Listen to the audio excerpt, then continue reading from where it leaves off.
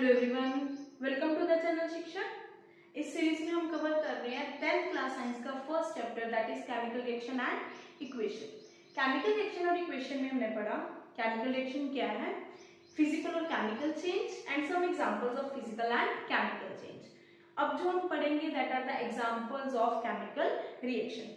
Chemical reaction को define करते हुए हमने ये पढ़ा था कि एक केमिकल चेंज जिसमें नया प्रोडक्ट बनेगा और पुराना प्रोडक्ट अपनी आइडेंटिटी लूज करेगा उसे हम केमिकल रिएक्शन कहेंगे। तो वही एग्जांपल्स देखते हैं जिसमें ये दोनों कंडीशन सेटिस्फाई होगी, यानी एक नया प्रोडक्ट भी बनेगा और साथ ही साथ जो पुराना प्रोडक्ट है वो अपनी आइडेंटिटी भी लूज करेगा।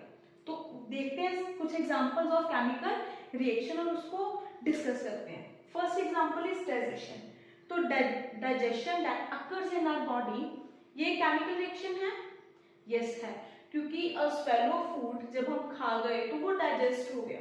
क्लियर? तो एक वी कैन से कि जो मेरे पास रिएक्टेंट था वो फूड था जो अपनी आइडेंटिटी लूज कर गया। तो यस वी कैन से कि डाइजेशन जो है that is a example of a chemical reaction. Second example है फोटोसिंथेसिस।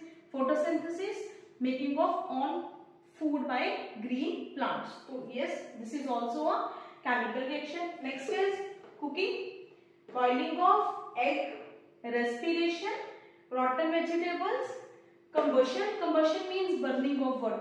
जो हमने पहले ही पढ़ा था कि burning of wood जो है जब एक लकड़ी जो है वो बर्न हो जाती है तो उसमें से एशेज और कार्बन डाइऑक्साइड बाहर निकलती है। क्लियर? तो एक नया प्रोडक्ट बनने के कारण हम ये कह सकते हैं कि कंबशन क्या है, वो केमिकल रिएक्शन है। देखो एक चीज याद रखना, जब भी कंबशन आई, मैं अगर ये बोल रही हूँ कि यहाँ पे कंबशन हो रही है, कंबशन मतलब बर्निंग हो रही है, किसी चीज का बॉन्ड होना। क्लियर? बट कंबशन में हमेशा फाइनल प्रोडक्ट कार्बन डाइऑक्साइड और वाटर निकलते हैं। तो याद रखना किसी भी ऑर्गेनिक मटेरियल को अगर मैं बर्न करूं in the presence of oxygen, क्योंकि ये मेरे को पता है oxygen is a combustible substance है ना, जो कंबशन को सपोर्ट करता है। तो अगर कंबशन हो रही है मतलब कोई चीज, कोई ऑर्गेनिक चीज we can consider example of wood. Clear? Because it is made up of carbon. तो कार्बन से बनी हुई कोई चीज अगर बर्न हो रही है in the presence of oxygen तो हमेशा मेरे पास प्रोडक्ट निकलेगा कार्बन डाइऑक्साइड और water. So remember this, combustion always lead to the formation of product that is carbon dioxide or water। फिर चाहे ये बात 10th में हो, +1 में हो, +2 में हो, चाहे जिसमें मर्जी हो, एक बात अपने दिमाग में डालो, combustion leads to the formation of product carbon dioxide and water। Clear? Okay, come back to the topic. Next example is rusting of iron। तो yes, rusting of iron is a chemical change which is a chemical reaction। हम ये कह सकते हैं कि chemical change जो है वो केमिकल रिएक्शन है। क्लियर? और last is the burning of fuels. तो ये कुछ एग्जांपल्स है जो आप अपने पेपर में भी लिख सकते हो about examples of chemical reaction. Examples of chemical reaction के बाद डिस्कस करते हैं केमिकल इक्वेशन। तो केमिकल इक्वेशन पहले डिस्कस कर चुके हैं जिसमें हमने ये पढ़ा था कि किसी भी केमिकल रिएक्शन को उसके सिंबॉलिक वे में या सिंबॉलिक फॉर्म में रिप्रेजेंट करना that is called as chemical equation. Clear? तो वही है केमिकल इक्वेशन क्या है, represent chemical reaction in its symbolic form. तो एलिमेंट्स अगर मैं देखूंगी केमिकल इक्वेशन के अंदर आएगा क्या क्या, तो केमिकल इक्वेशन के अंदर दो पॉइंट्स और हम कह सकते हैं कि दो चीज है जो केमिकल इक्वेशन को रिप्रेजेंट करने में हेल्प करती है, वो है रिएक्टेंट और प्रोडक्ट। तो व्हाट इज रिएक्टेंट? अगर मैं आपको ये बोल रही हूँ कि let's consider the example of burning of would, तो आप ये बोलोगे कि एक लकड़ी है जिसको मैं आग लगा रही हूँ, ठीक? तो वो लकड़ी जो है that is the initial substance, ठीक है? और जब उसको वो बर्न हो जाएगी मेरे पास एशेस बनेंगे जिसे मैं बोलूंगी ये फाइनल प्रोडक्ट है। क्लियर? तो वही है रिएक्टेंट और प्रोडक्ट। तो रिएक्टेंट में ये बोलूंगी कि रिएक्टेंट क्या है मेरे पास, इनिशियल सब्सटेंस जिसमें चेंज आएगा, और प्रोडक्ट क्या है, फाइनल सब्सटेंस जिसमें चेंज आ गया है, मतलब वो बन गया।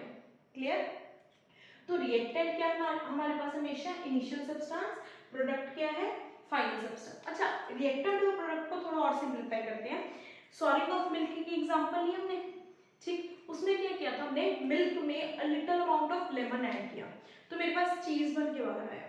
तो मैं ये बोलूंगी कि मिल्क और लेमन आर द रिएक्टेंट्स, क्योंकि उनको मैं कंबाइन कर रही हूँ। और चीज जो चेंज जिसमें चेंज अकर हो गया और फाइनल प्रोडक्ट बन गया, that is called as product. तो that is a milk lemon reactant और cheese is a product. Clear? तो अब ये क्लियर हो गया इनिशियल सब्सटेंस और फाइनल सब्सटेंस का। अब जो नेक्स्ट बात समझनी है वो ये है कि जब भी केमिकल इक्वेशन को रिप्रेजेंट करना है तो रिएक्टेंट को हमने लेफ्ट साइड पे रखना है। मतलब वो जो जिसमें चेंज आ रहा है, चाहे वो बर्न हो रहा है, चाहे वो कंबाइन कर रहा है कि किसी के साथ, चाहे वो टूट रहा है, चाहे वो अपने आप को डिस्प्लेस कर रहा है। क्लियर? वो इनिशियल सब्सटेंस हमेशा कहाँ आएगा? लेफ्ट साइड पे। बट वो जो बन गया एट लास्ट यानी प्रोडक्ट वो कहाँ जाएगा? राइट साइड में। So always remember in a chemical equation reactant will be on left side and product will be on right side. clear? तो नेक्स्ट चलती है रिप्रेजेंटेशन। अब इसको रिप्रेजेंट कैसे करना है? देखो रिएक्टेंट एंड प्रोडक्ट बीच में है एरो का साइन। तो एरो को अगर मैं बोल के बताऊं तो arrow is just a give us. मैं ये बोलूंगी कि reactant react to give us product. तो वो जो वर्ड आया टू गिव अस, उसको क्या कौन रिप्रेजेंट करेगा? एरो। बहुत बार होता है कि अगर टीचर्स बोल के आपको कुछ नोट करवा रहे हैं तो वो यही बोलते हैं जैसे ऑक्सीजन और oxygen combines with hydrogen to give us water. तो उसको छोटे वे से लिखना है इस केमिकल इक्वेशन, सिंपल बात है। और बहुत बच्चे ऐसे होते हैं जो लिखने बैठते हैं hydrogen react with oxygen to give us water. So better उसको शॉर्ट फॉर्म में लिखना is a chemical equation. Clear? Okay, तो हमने ये पढ़ा कि reactant will be on left side, product will be on right side, और जो एरो है वो क्या रिप्रेजेंट कर रहा है? To give us. ठीक, अब एक एग्जांपल लेते हैं। मैं आपको यही बोल रही हूँ कि hydrogen combines with oxygen to give us water. तो देखो जो मैंने बोला उसको मैं रिटन फॉर्म में किस तरह से एक्सप्लेन कर रही हूँ। ठीक, मैंने बोला हाइड्रोजन कंबाइंस विद ऑक्सीजन, तो hydrogen plus sign donate combine with, clear, oxygen. Clear? So hydrogen मैं यहां लिख रही हूं ताकि आपको याद रहे, कंबाइन विद, प्लस को डिनोट किया हमने कंबाइन विद की जगह, ऑक्सीजन। तो एरो मेरे पास क्या सिंबल कर रहा है? To give us water.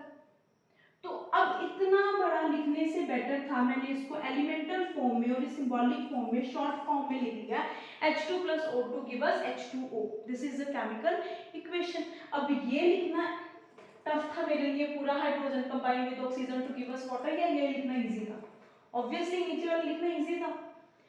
ठीक, तो ये यूज इसमें हमने यूज भी कर लिया कि केमिकल इक्वेशन को हम यूज कहाँ करते हैं? केमिकल इक्वेशन को हम इंस्टेंट में यूज करते हैं। क्लियर? अब केमिकल इक्वेशन को सिर्फ इसी में यूज नहीं करते कि हाँ लिखना है तो उसको शॉर्ट फॉर्म में लिख लो। नो, केमिकल इक्वेशन को एक्चुअली हम इसलिए यूज कर रहे हैं कि केमिकल इक्वेशन से हमें बैलेंसिंग का पता चलता है कि कितनी अमाउंट हाइड्रोजन की आनी है, कितनी ऑक्सीजन की आनी है और कितने रेशियो में वाटर बनना है। अगर मैं इसकी एग्जांपल लेके चल रही हूँ तो chemical equation just for balancing हमें हेल्प कर रही है कि हमें ये पता चल जाए कि अच्छा इतना मोल्स हमने हाइड्रोजन के उठाए हैं, इतने मोल्स हमने ऑक्सीजन के उठाए हैं, कंबाइन करके हमने इतने मोल्स वाटर के बनाए हैं। क्लियर? अब ये देखो यहाँ से थोड़ा सा अंदाजा लगाते हैं, मतलब थोड़ा सा क्या बैलेंसिंग को समझते हैं, बट वो बाद में करेंगे। देखो hydrogen oxygen give us H2O। अगर मैं H2O की बात करूं तो मैं ये बोल सकती हूँ कि हाइड्रोजन और ऑक्सीजन की रेशियो 2:1 है, बिकॉज अगर यहाँ पे 2 है तो ऑब्वियसली यहाँ 1 होगा। मतलब वाटर में hydrogen is double the amount of oxygen. अगर ऑक्सीजन मेरे पास 16 मोल्स है, या ऐसे कह लो कि अगर ऑक्सीजन के 16 एटम्स हैं तो हाइड्रोजन के कितने होंगे? ऑब्वियसली 32। तो क्या ये मेरे पास यहाँ पे समझ लग रही थी मेरे को? नहीं लग रही थी, है ना? यहाँ पर ये बताना मेरे लिए बहुत डिफिकल्ट था कि वाटर में हाइड्रोजन किस प्रोपोर्शन में है, बट सिंबॉलिक फॉर्म में मेरे को ये पता चल गया कि हाइड्रोजन कितनी रेशियो में हाइड्रोजन और ऑक्सीजन अमाउंट आ रही है। तो this is the use of chemical equation. तो केमिकल इक्वेशन बेसिकली हम दो तरीके से इसको हम यूज कर रहे हैं, मतलब दो इसके बेनिफिट्स हैं। पहला है कि ठीक है किसी चीज को छोटी फॉर्म में या इसके सिंबॉलिक फॉर्म में लिख के खत्म करता है। और सेकेंड हमें प्रोपोर्शंस बता रहा है, क्लियर, प्रोपोर्शंस बता रहा है कि इस चीज में इतने प्रोपोर्शन हाइड्रोजन है और इतनी प्रोपोर्शन ऑक्सीजन का है, यानी हमें रेशियो बता रहा है। So this is the chemical equation. अब केमिकल इक्वेशन के बाद हम डिस्कस करते हैं केमिकल इक्वेशन, कुछ एग्जांपल्स जो हमें ये रिप्रेजेंट करेंगे कि केमिकल इक्वेशन क्या है। तो ये है कुछ एग्जांपल्स केमिकल इक्वेशंस की। केमिकल इक्वेशंस में सिंबल्स आई होप आप सबको पता है। तो फर्स्ट एग्जांपल जो हम कर रहे हैं that is magnesium and oxygen. तो केमिकल रिएक्शन क्या है, that magnesium plus oxygen give us magnesium oxide, magnesium plus oxygen give us magnesium oxide. We all know what is the symbol of magnesium? Yes, it is Mg. Clear? And what is the symbol of oxygen? It is O. और उसकी atomicity के हिसाब से it is always O2. Clear? तो atomicity और symbols वाला topic तो 9th class में कवर कर लेते हैं हम, ठीक है। तो magnesium Mg plus O2 will give us MgO. Clear? It will give us MgO. देखो Mg plus O2 give us MgO. It actually gives 2 MgO जो हम करेंगे बैलेंसिंग में, क्लियर। तो फिलहाल तक जो काम था वो है कि मैग्नीशियम और ऑक्सीजन जब कंबाइन करेंगे तो क्या बनेगा मेरे पास, मैग्नीशियम ऑक्साइड। तो उसके सिंबॉलिक वे से हम लिखेंगे कि magnesium elemental form is Mg, oxygen is O2 and give us magnesium oxide which is 2MgO. So Mg plus O2 give us MgO. Clear? Next example, that is sodium plus chlorine give us sodium chloride. So what is the symbol of sodium? Yes, it is Na. And what is the symbol of chlorine? Cl2. Again Cl2 due to its atomicity. Give us sodium chloride. तो sodium chloride is NaCl.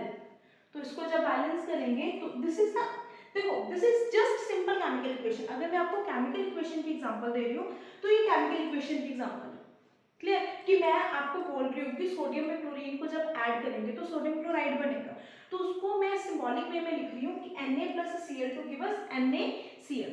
But कितनी amount Na डालनी है, कितनी amount chlorine की डालनी है कि मिलके मेरे पास NaCl बने, that gives us the balancing equation, clear, और अ बैलेंस्ड इक्वेशन।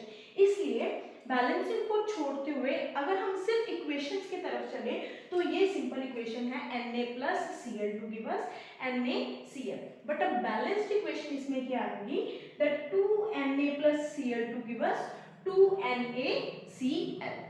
तो third example is carbon plus oxygen give us carbon dioxide. तो carbon symbol C, oxygen again O2 and it will give us CO2.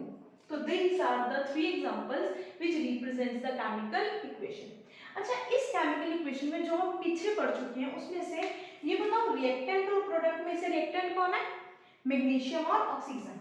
हमने पहले पढ़ा कि जो left hand side में होगा वो क्या है हमारे पास, रिएक्टेंट, और जो राइट हैंड साइड में है वो क्या है हमारे पास, प्रोडक्ट। तो फर्स्ट एग्जांपल में अगर मैं बात करूं, we know magnesium and oxygen, ये क्या है मेरे पास, रिएक्टेंट।